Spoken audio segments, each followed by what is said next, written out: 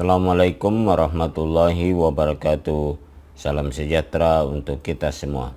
Selanjutnya kita mempelajari sifat sudut pada garis sejajar yang dipotong transversal.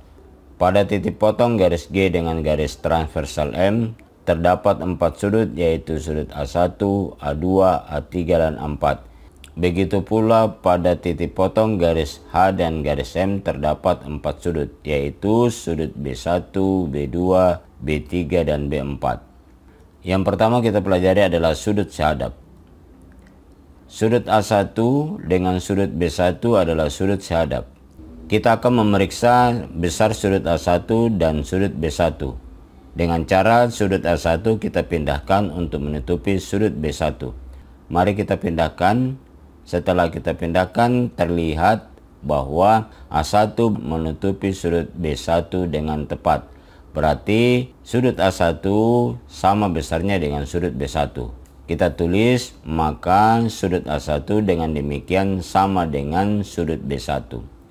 Berikutnya sudut A2 dengan sudut B2 juga sudut sehadap. Kita tulis A2 sehadap dengan sudut B2. Kita pindahkan, setelah kita pindahkan sudut A2 juga tepat menutupi sudut B2. Ini artinya sudut A2 dengan sudut B2 sama besarnya. Kita tulis, maka sudut A2 sama dengan sudut B2.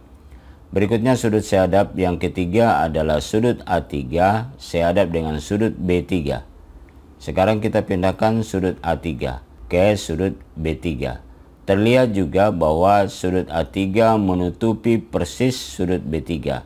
Dengan demikian berarti sudut A3 besarnya sama dengan sudut B3.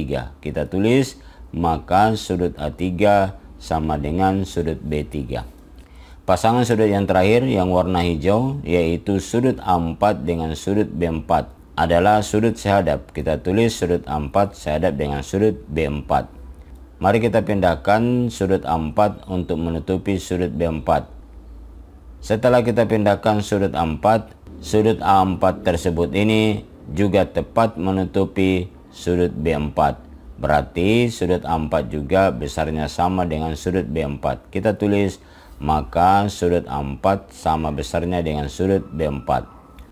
Dari atas ini kita lihat bahwa sudut-sudut sehadap sama besar.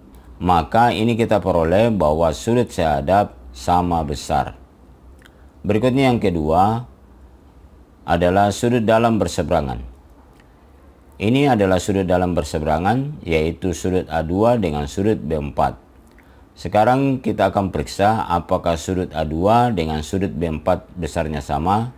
Mari kita pindahkan sudut A2 untuk menutupi sudut B4. Setelah kita pindahkan sudut A2 untuk menutupi sudut B4, terlihat bahwa sudut A2 tepat menutupi sudut B4. Berarti sudut A2 besarnya sama dengan sudut B4. Kita tulis sudut A2 sama dengan sudut B4. Berikutnya pasangan sudut dalam berseberangan yang lain, yaitu sudut A3 yang orange dengan sudut B1. Kita tulis sudut A3 dan sudut B1 adalah sudut dalam berseberangan. Sudut A3 sudah kita pindahkan dan tepat menutupi persis sudut B1.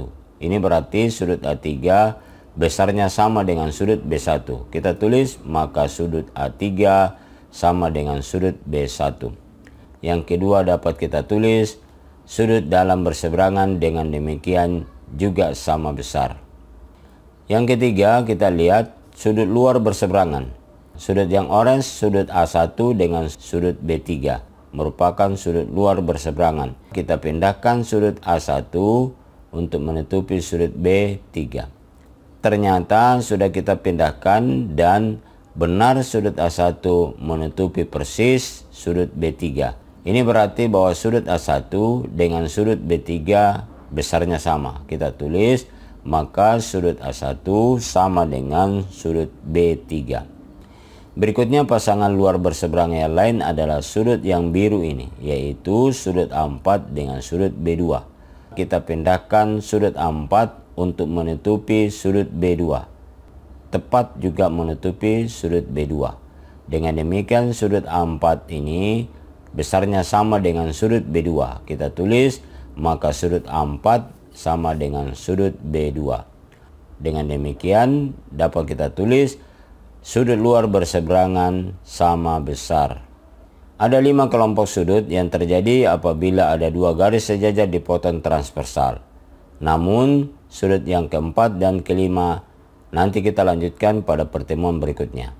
Berikutnya kita menyimpulkan apa yang sudah kita pelajari, yaitu 1. Sudut sehadap yang sudah kita pelajari.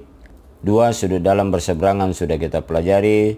Yang ketiga, sudut luar berseberangan sudah kita pelajari. Ketiga sudut ini kalau kita ingat hubungannya atau sifatnya yaitu sama besar. Sudut sehadap sama besar, sudut dalam berseberangan sama besar, sudut luar berseberangan sama besar. Berikutnya sudut yang keempat dan sudut kelima akan kita simpulkan pada pertemuan berikutnya. Berikutnya kita memperhatikan contoh soal. Hitunglah besar sudut P pada setiap gambar berikut. Ini sudut P, ini 112 derajat.